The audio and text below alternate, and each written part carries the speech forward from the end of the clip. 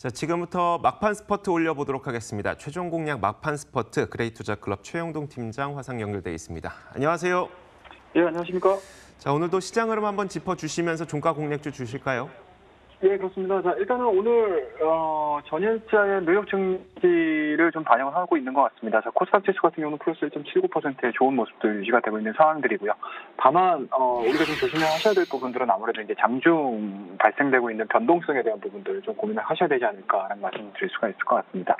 자, 상대적으로 코스피 쪽 같은 경우는 외인과 기관 쪽에 대한 매도세가 좀 나오면서 이렇다 강한 모습들을 좀 보여주고 있지 못하다라는 점이 약간은 좀 아쉬운 모습이지 않을까라는 말씀드릴 수가 있을 것 같고요.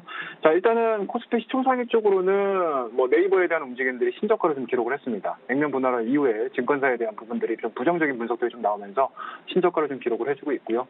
다만 긍정적으로 좀 볼 수 있는 부분들은 아무래도 이제 적층 세라믹 콘덴서 관련된 종목군들에 대한 강세라고 보시면 좋을 것 같은데요. 삼성전기가 3분기 실적에 대한 부분 예상치를 좀 웃돌 것이라는 분석이 좀 나오면서 강한 모습들 유지가 되고 있는 상황이다라고 말씀 좀 드릴 수가 있을 것 같습니다.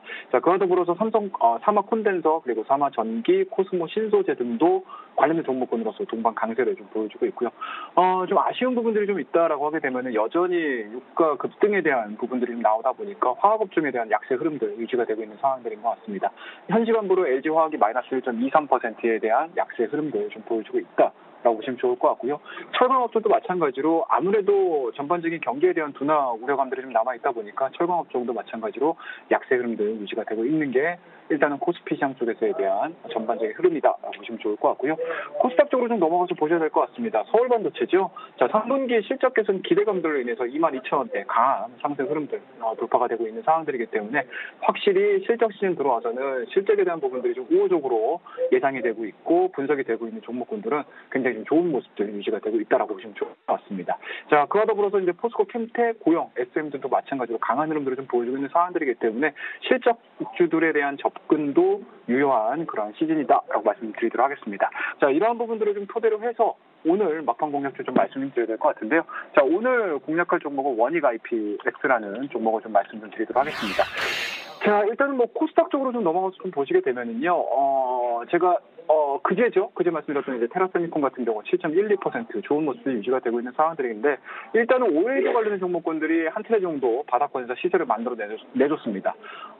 지금 이제 원익 IPS에 포함되어 있는 섹터들을 좀 보시게 되면 아무래도 이제 반도체 쪽이라고 보시면 좋을 것 같은데 앞서 언급드렸듯이 SK 하이닉스, 삼성전자에 대한 움직임들이 그렇게 좋지는 않은 상황입니다. 그렇기 때문에 관련된 장비주들이라고 할 수 있는 이 원익 IPS도 마찬가지로 굉장히 좀 안 좋은 흐름들을 좀 보여주고 있지만 여전히 낙폭과대로 인해 이제 반등 구간에 진입한 포인트들을 좀 보셔야 되지 않을까 라는 말씀을 드릴 수가 있을 것 같고요.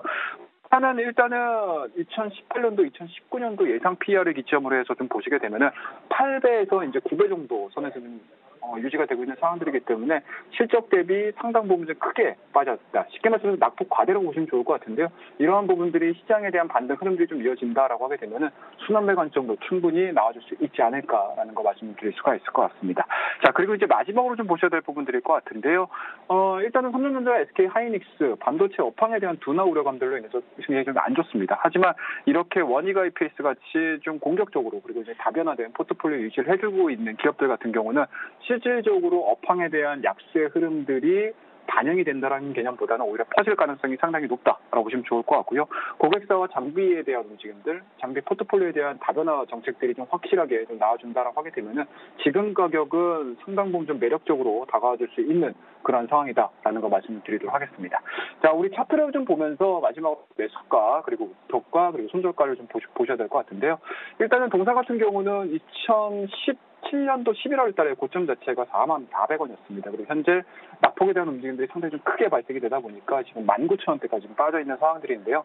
이 가격 자체가 2016년도에 대한 저가 부분들을 좀 훼손하는 그러한 부분들이기 때문에 충분히 좀 기술적으로 한 차례 정도는 만들어내줄 수 있지 않겠느냐는 관점에서 접근을 해보자라는 거 말씀을 드리고요. 지금 가격대에서 매수가 좀 이루어지게 되면은 직전 고점 부분인 것 같습니다. 한 21,600원 정도까지에 대한 21선 이격 자체를 좀 줄이는 가격대까지 한 번쯤 노려보자라는 거 말씀을 드리고요. 손절 라인은 최근에 보여주고 있는 저가라고 할 수 있을 것 같은데요. 18,000원을 하향 이탈하게 되면 매도하는 걸로 말씀 좀 드릴 테니까요. 남은 시간 끝까지 원익 IPS 지켜봐 주시고요. 여러분이 시장에서 이기는 그날까지 막판 스포트는 계속됩니다. 오늘도 그레이트.